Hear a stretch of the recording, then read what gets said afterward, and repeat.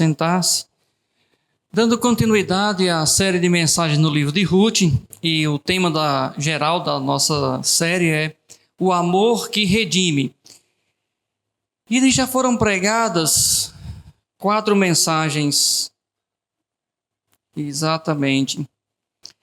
E no primeiro capítulo a mensagem foi a tragédia. E por que eu estou fazendo isso, irmãos? Eu quero que é o correto, é você ler o Antigo Testamento, mas perceber que mesmo no Antigo Testamento há o Evangelho dentro do Antigo Testamento. Não são 2 deuses, como pensava Marcião e como pensam muitas pessoas. É um único Deus. Deus do Antigo Testamento é o mesmo Deus do Novo. Então, o capítulo 1 de Ruth, a gente trabalhou a ideia da tragédia, que foi a saída de Elimeleque e sua família, saindo de Belém, em busca de pão, e ficou em Moabe, e acabou morrendo juntamente com seus filhos.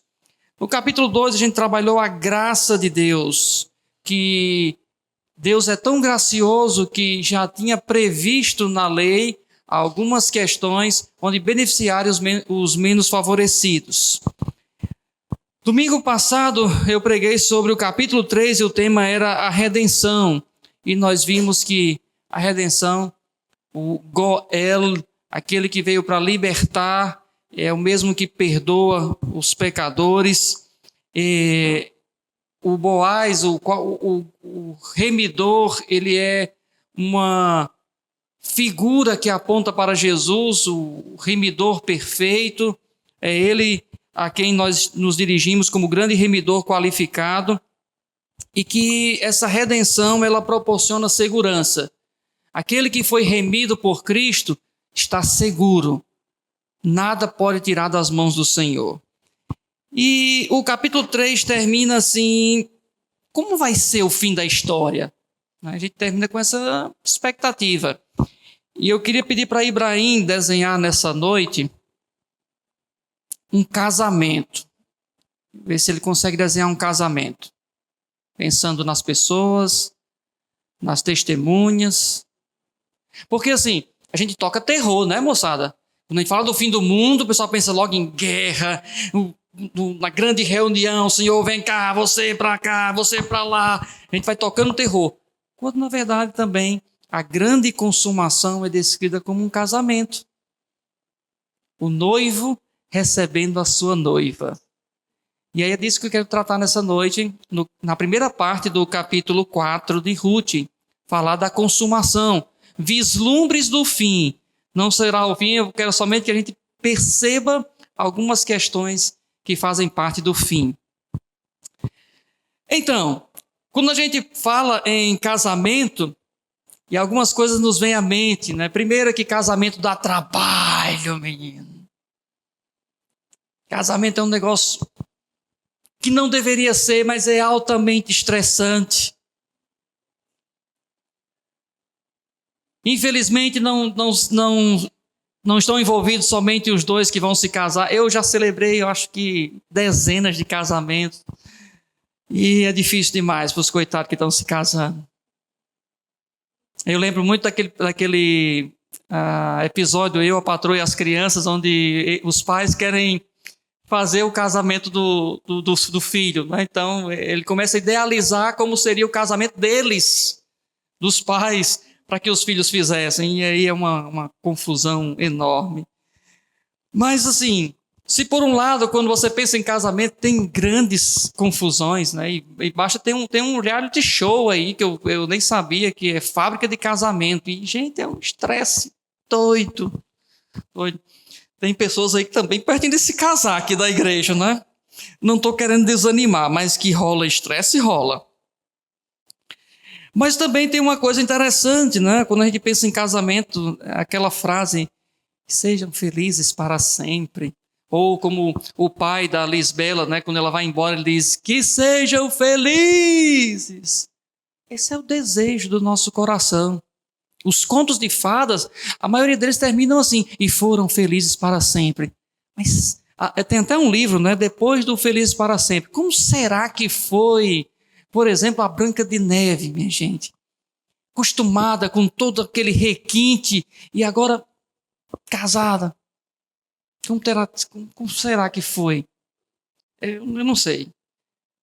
O que eu sei é que nós desejamos isso, não é? Pois bem, voltando aqui. Desculpe-me eu estar tangenciando, não é? O capítulo 3 termina com esse suspense. E aí? Porque lembra-se? Ele disse, olha, eu vou resgatar você, mas tem um problema. Ah, é outra coisa que tem também no casamento. Problema. Tem problema, tem. Não vou mentir. E talvez seja desafiador você desenvolver a arte de resolver problemas. Todo problema tem uma solução. Eu lembro também do Rubem Alves, ele foi muito tempo terapeuta, disse que uma mãe chegou para ele e disse assim, doutor, eu estou com um problema muito grande lá em casa. Aí ele disse, pois não, querido, qual é o problema? Meu filho na adolescência. Ele disse, não, você não tem um problema. Porque problema tem solução, isso aí não tem solução. Não tem o que você faça para que resolva essa questão. É uma fase que você tem que aprender a contornar e trabalhar com isso. Não tem uma fórmula mágica, faça isso que vai ser isso. Não existe. Então, problemas tem no casamento. E quando eu digo problemas é porque tem solução. O Boaz tem um problema e ele vai prontamente resolver o problema. Fica a dica.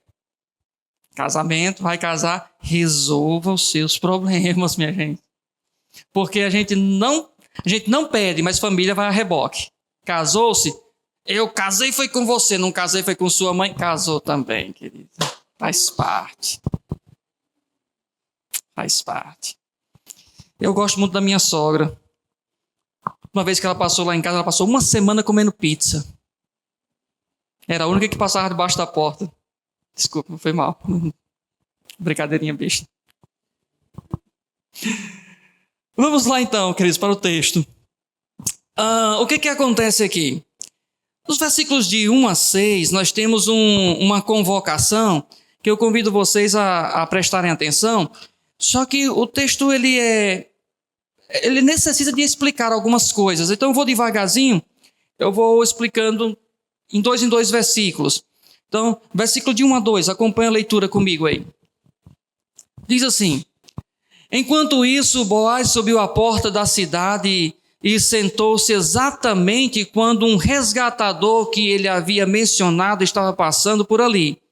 Boaz o chamou e disse, meu amigo, venha cá e sente-se.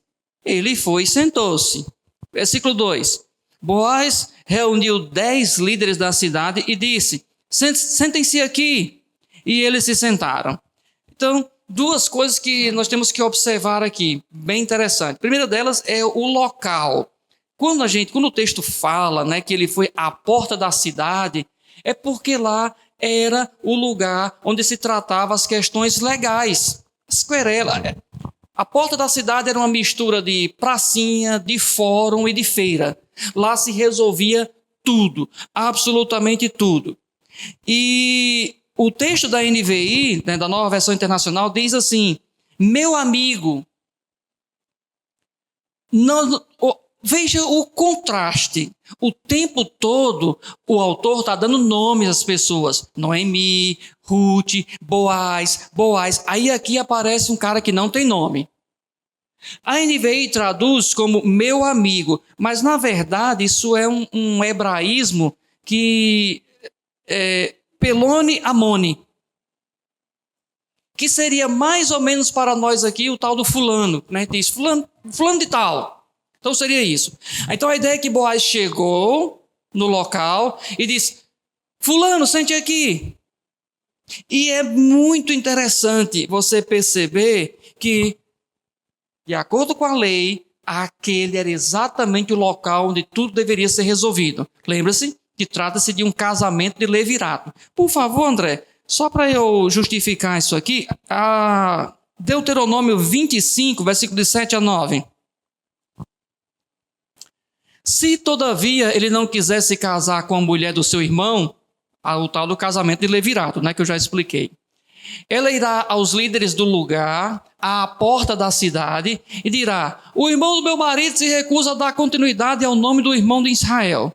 Ele não quer cumprir para comigo o dever de cunhado, de levirato. Os líderes da cidade o convocarão e farão com ele. E falarão com ele. Se ele insistir em dizer: não quero me casar com ela, a viúva do irmão se aproximará dele na presença dos líderes, tirará uma das sandálias dele, cuspirá no seu rosto e dirá: é isso que se faz com um homem que não perpetua a descendência do seu irmão. Estava se cumprindo a lei aqui. Vamos para a porta da cidade, vamos resolver a querela. E é muito interessante isso, porque todo o tempo nós estamos percebendo Boaz cumprindo a lei, fazendo o que a lei exigia. Um homem realmente de caráter.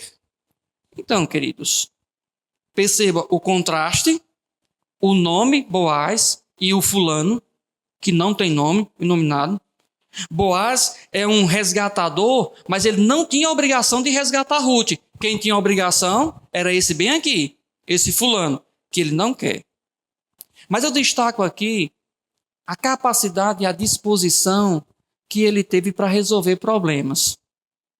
Gente, não adianta você empurrar com a barriga, gente. Problema é um negócio, como dizia Tinkidu, como é? Pinkidikindu, como é que ela dizia?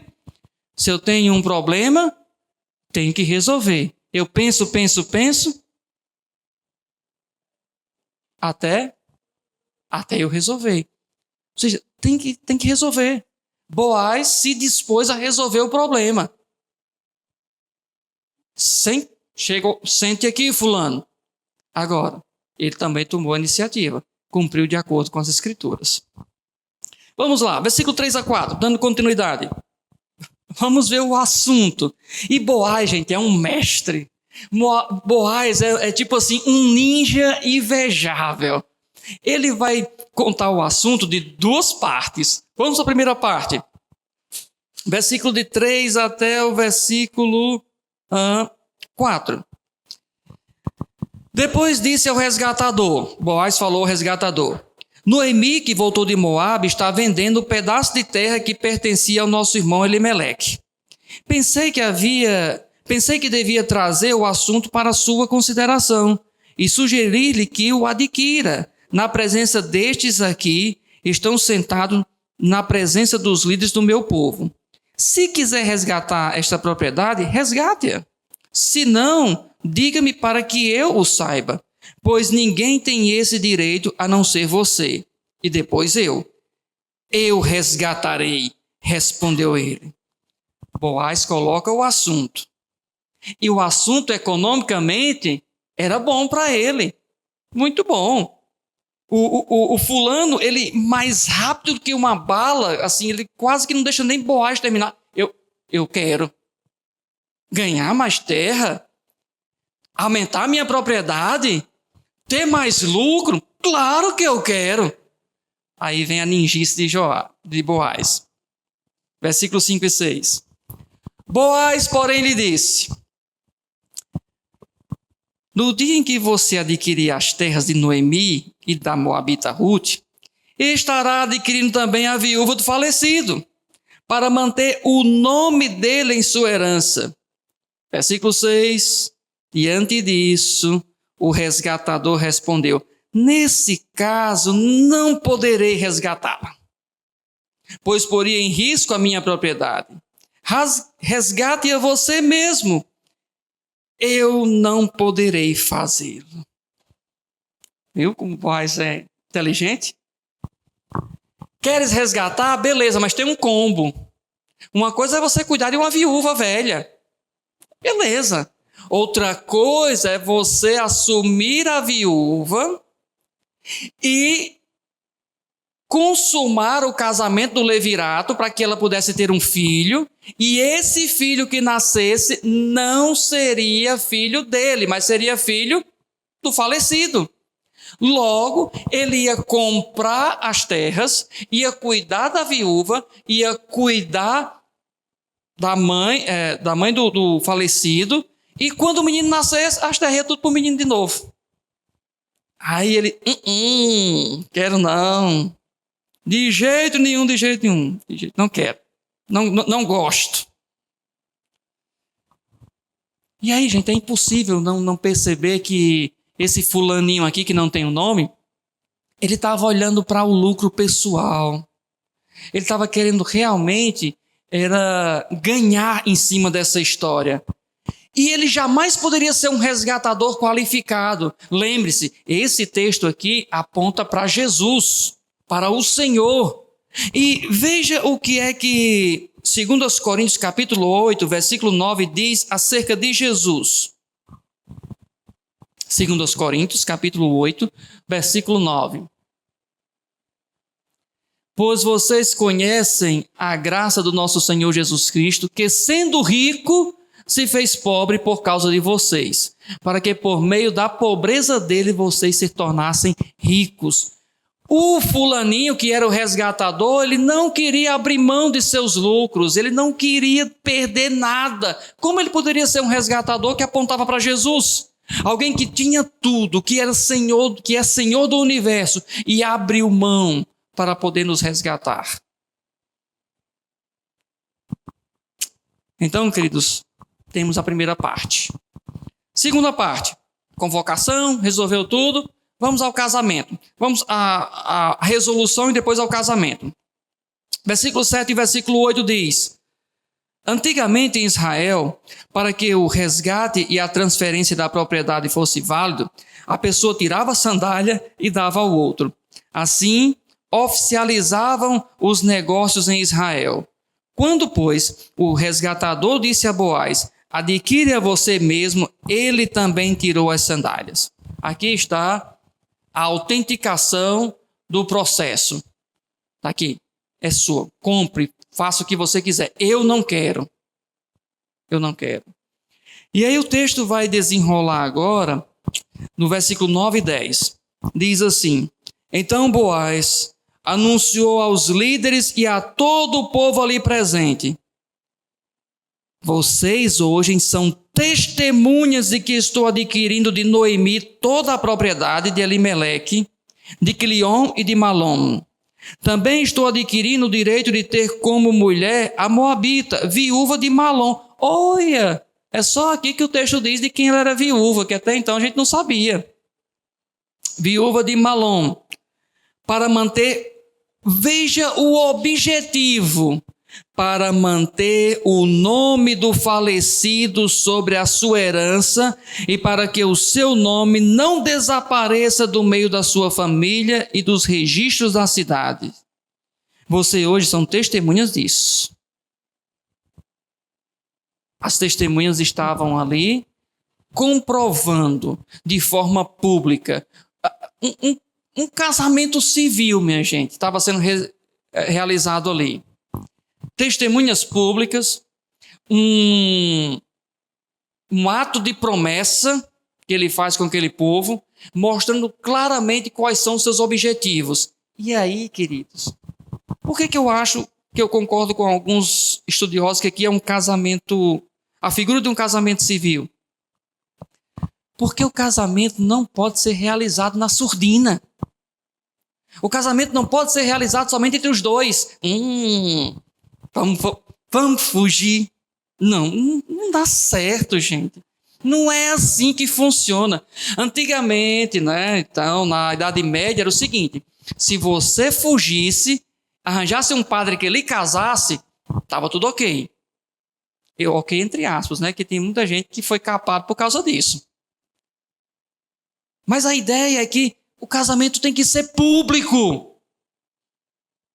Não dá para ser só os dois. Veja como o negócio está tosco hoje em dia. Não, eu acho tão assim feio, né, as expressões. Vamos juntar as escovas de dente. Vamos juntar os... É mais feio ainda outra expressão que eu não vou dizer. Eu nem olhei para a Uriel para não... Mas é público, gente. Tem que ter clareza. Tem que ter clareza. E é exatamente isso que Boaz faz. Ele traz as testemunhas, ele fala exatamente com os objetivos que a lei exigia. Então, um casamento que está resguardado pelas Escrituras. Casamento é público. Agora, qual é a mentira que Satanás soprou e que muita gente diz? Quando eu falo de casamento cívico, né, pessoal? Não, um papel não significa nada. Tá bom, meu irmão. Aí outros ainda dizem assim, tem a petulância de dizer assim, casamento civil foi criado pelo Estado, por Constantino, e eu não vou me submeter a isso. Aí tem outros teólogos que ainda falam que há uma diferença de casamento e matrimônio. O negócio é fenomenal. Minha gente, a Bíblia nos ensina que devemos seguir a lei. Todo crente deve seguir a lei. Não tem opção. Não vou seguir. Tem que seguir. Não se amam? Não querem viver juntos? Casem. Vá lá. Eu já fui testemunha muitas vezes. Vá lá. E tenho o maior prazer de ser testemunha de alguém. Essa é a ideia, gente. Por quê? Algumas pessoas dizem assim, não, eu não quero casar porque eu não vou me submeter ao Estado. Beleza, mas quando os meninos nascerem, não registre também não. Para que registrar? Você está submetendo ao Estado, dá ganhar um número, um CPF. Não, queridos. Você só tem permissão de desobedecer às leis do Estado em uma circunstância. Uma. Se o Estado for contra a sua fé. Se ele exigir que você não adore ao único Deus verdadeiro. Nesse sentido, você pode. Se não, você tem que obedecer. O texto termina no versículo 11 e 12, é o que eu entendo, de acordo com alguns estudiosos, que aqui está uma expressão do casamento religioso. Versículo 11 e 12. Os líderes e todos os que estavam na porta confirmaram. Somos testemunhas. Faça o Senhor com essa mulher que está entrando em sua família, como fez a Raquel e Lia, que juntas formaram as tribos de Israel. Seja poderoso em Efratá e ganhe fama em Belém. E com os filhos que o Senhor lhe conceder dessa jovem, seja a sua família como a de Perez, que Tamar deu a Judá. Uma bênção que ele pede aqui, e é claro, não é? Pede uma família bem próspera. Raquel e Lia, todo mundo sabe, esposa de Jacó, e elas, juntamente com suas servas, foi que deram os 12 filhos de Jacó. Elas duas, se eu não me engano, foram 8 filhos delas, as duas. E o que é mais estranho é quando ele fala no versículo 12, e com os filhos que o Senhor lhe conceder a essa jovem, seja a sua família como a de Perez, que Tamar deu a Judá. Raquel e Lia, beleza. Agora Tamar, minha gente. Lembra da história de Tamar? Em casa você leia, Gênesis 38. Ela casou com o irmão morreu. Aí foi lá falar com o pai deu outro irmão, casou, o irmão também morreu, Onã, né? E aí o pai tinha um menino pequeno e disse, não vou dar isso não, essa mulher mata a gente demais, não vou dar meu filho não, vou dar não. Ela se fantasiou de prostituta. Quando ele vinha, eles tiveram um negócio lá, e aí, como é que vou pagar? Ele disse, não, deixa esse cajado aí, esse anel. Quando ele chega lá no curral, ele diz, leva essas ovelhas para a mulher que eu estou devendo isso aqui. Quando chega lá, a mulher já está indo embora. E aí começa o quê? A fofoca. Rapaz, você nem sabe Judá. A tua ex-nora tá buchuda, tá grávida. Porque esse é o pecado, gente, que não dá para esconder. Tá buchuda. Aí ele disse, essa mulher dessa tem que morrer. Vamos lá. Porque eu não sabia de quem é o pai. Aí quando quem é o pai? O pai é o dono dessas coisas bem aqui, ó. Aí vem uma das expressões mais belas. Ele diz assim, verdadeiramente ela era mais justa do que eu. Então Tamar, ela ela omitiu a sua identidade para que pudesse prevalecer o levirato. Diferente de Ruth. Pelo contrário, ela sempre manteve a sua identidade, sempre soube o que fez. Ela sempre aparentou e apareceu para Boaz dizendo quem ela era. Eu me pergunto por que essa história está aqui. Uma história tão feia, né, de Tamar. E aí quando você vai lá para Mateus, você percebe que ela está lá. Na genealogia de Jesus. Sabe você que gostaria de deletar algumas pessoas da sua genealogia? Alguns parentes bem difíceis que você tem, que eu também tenho? Pois é, na parentela de Jesus tinha gente desse naipe. Tamar, Raabe e outros mais. Mas o que eu quero destacar é que os líderes professam essa bênção nupcial de uma plore grande, né, de pessoas, de muitos filhos. Então é isso, queridos. Chegamos até o versículo 12. Beleza. Deixa eu tirar aqui algumas lições para nós. A consumação. Quando eu penso na consumação, uma das lições que me deixa muito clara nesse texto é que ele evidencia dois tipos de pessoas. O senhor fulano é um contraste com Boaz. Senhor fulano quer participar da comunidade da aliança desde que isso não envolva sacrifício pessoal. Não, eu quero. Eu faço parte da aliança. É direito meu. Mas não. Eu tenho que pagar alguma coisa? Não quero. Eu tenho que ser fiel a isso aqui? Não, eu não quero. Eu tenho que cumprir? Não. Lembra isso. E essa postura não reflete a ética do reino. Já Boaz se sacrifica por um parente que não pode lhe retribuir nada. Estava morto.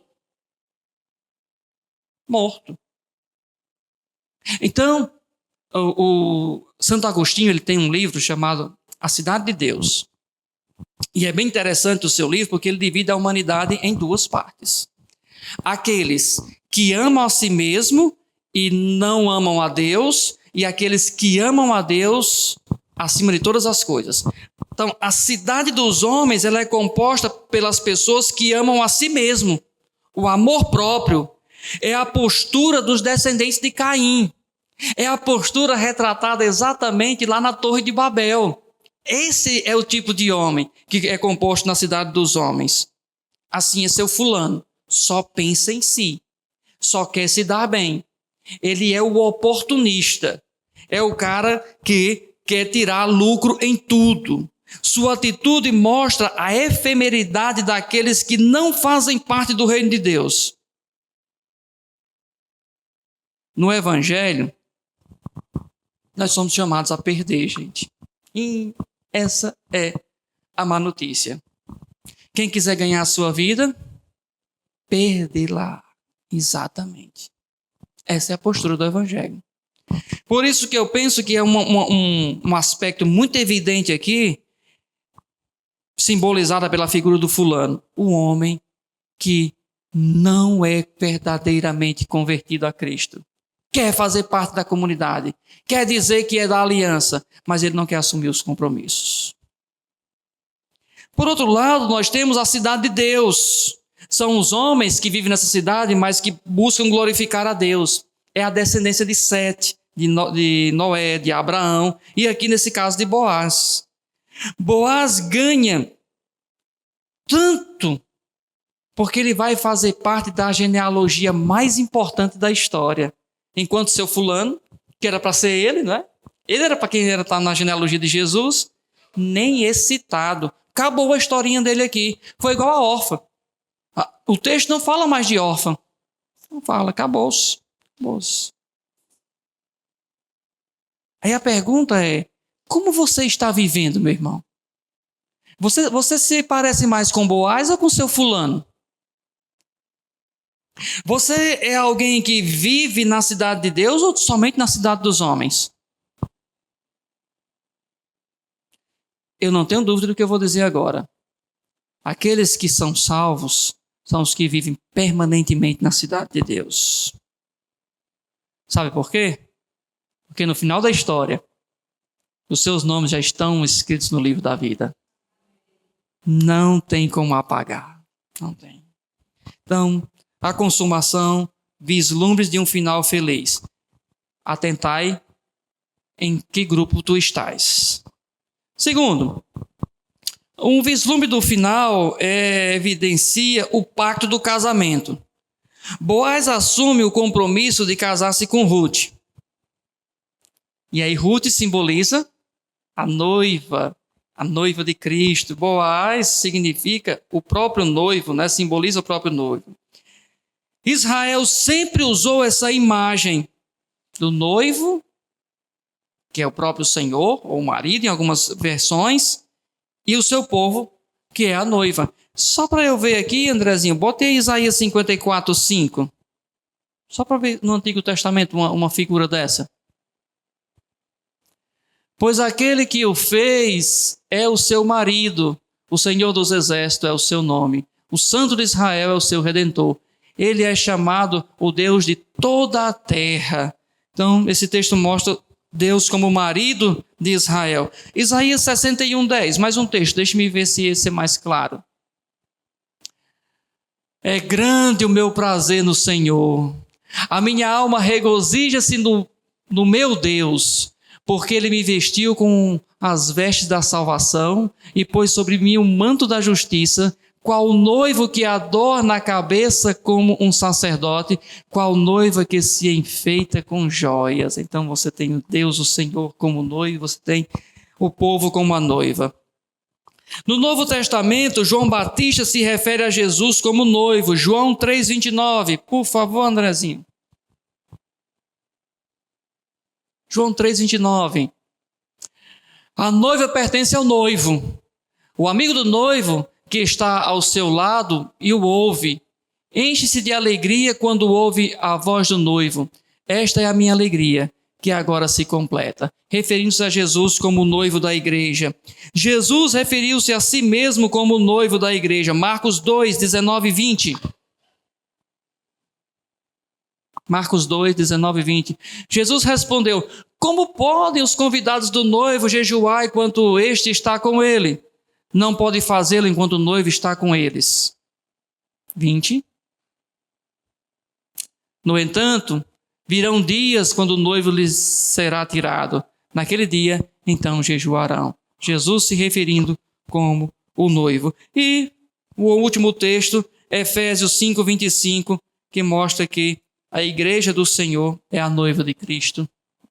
Maridos, cada um de vocês deve amar a sua esposa, assim como Cristo amou a igreja e entregou-se por ela. E o contexto, você sabe que é um texto de casamento. A ênfase está sempre sobre o amor de Cristo por sua igreja. Ele morreu por ela no passado, ele purifica ela atualmente no presente e ele a presenteará em glória no futuro. Último texto agora, Andrezinho. Apocalipse 19, versículo 7 a 9. Para a gente ver que no final haverá um grande casamento. Vamos nos regozijar. Vamos nos alegrar e dar-lhes glória. Porque chegou a hora do casamento do Cordeiro. E a sua noiva já se preparou. Para vestir-se, foi-lhe dado linho fino, brilhante e puro. Ora, o linho fino são os atos de justiça dos santos. O anjo me disse: escreva, bem-aventurados que são chamados para o banquete do casamento do Cordeiro. E ele acrescentou: estas são as verdadeiras palavras de Deus. Então, queridos, isso nos lembra da necessidade, como crentes, de prontidão para o fim. Estamos prontos. Estamos sempre a postos. Os sinais do fim não deveriam causar terror aos crentes. O livro de Apocalipse não devia trazer medo aos crentes, mas sim conforto. Também nos lembra a questão da fidelidade. Ou seja, é muito simples, gente. Se discute hoje se o mundo é binário ou não, mas no reino de Deus ou você é ou você não é de Cristo. Não existe meio termo. Não existe. E a questão da perseverança. E eu nem usei aqui a parábola das 10 virgens, que estavam imprudentes, não estavam esperando pelo seu Senhor. Assim como Boaz, Deus assume o compromisso do casamento. Da mesma forma, Boaz, que Boaz fez, Cristo se aliançou com uma noiva que ninguém queria se casar. Ninguém queria casar com Ruth. Estrangeira, estigmatizada pelo pecado, condenada a desaparecer. A noiva somos nós. Hoje somos nós. Pode existir melhor notícia do que essa, gente? Que estávamos condenados à morte, condenados a desaparecer, mas em Cristo, Ele nos fez novas criaturas e nos vai receber como uma noiva. É muito legal o casamento porque todo mundo espera a entrada da noiva. Todo mundo. E ela vem de uma forma maravilhosa. Conclusão, queridos. Devemos lembrar que Deus está no controle da história e no final dela, seus propósitos serão plenamente alcançados. Ao vislumbrarmos o fim pelas Escrituras, percebemos que haverá 2 tipos de povos: os que vivem para si mesmos e os que vivem para o Senhor. Também percebemos que a vinda de Cristo será um acontecimento marcante, mas nós devemos estar permanentemente vigilantes como a noiva do Senhor. Feche os seus olhos e ouça a aplicação dessa mensagem. Com quem você se parece? Com Boaz ou com fulano? Olhe para o seu coração e responda isso.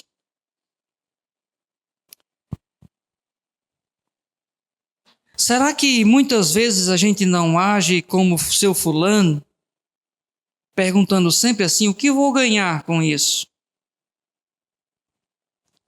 Boaz tinha um coração generoso, abnegado. Em vez de perguntar o que vou ganhar, ele perguntava como posso te servir, como posso te ajudar. O que é mais importante para você? O que o mundo pensa a seu respeito ou o que Deus pensa a seu respeito?